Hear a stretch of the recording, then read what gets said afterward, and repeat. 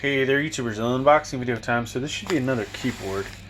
We've got quite a few of those recently and decided to get another one.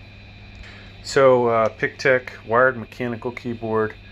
Awesome generic packaging here, folks. Probably Chinese made, I'm sure.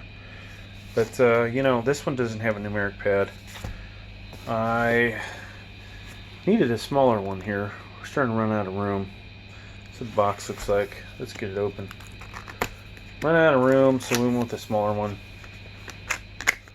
We'll see if this works out. Really, for gaming, I only need a small portion of a keyboard, right? So, decides to log in.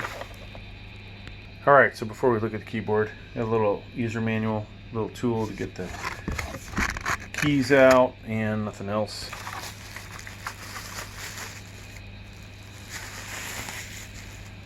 Alright, so I have gotten a Pictek keyboard before.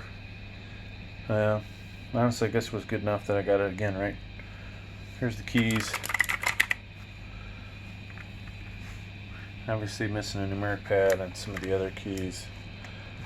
This is what the bottom looks like. Made in China. Serial number. There's the model number. I don't know if it was these guys.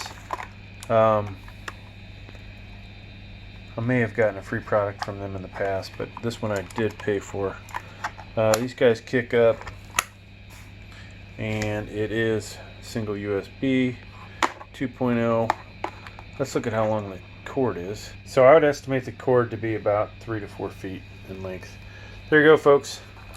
We will plug that in and let you look at it. Alright, so there's keyboard plugged in. You can see this other one here, very similar. Different brand though. Can't remember which one that is, but there's their little symbol. You know, overall it looks pretty decent. I think I'll be happy with it. There's a size difference between the bigger keyboard. Hey, thanks for checking out my video. Please like, please subscribe. Thank you.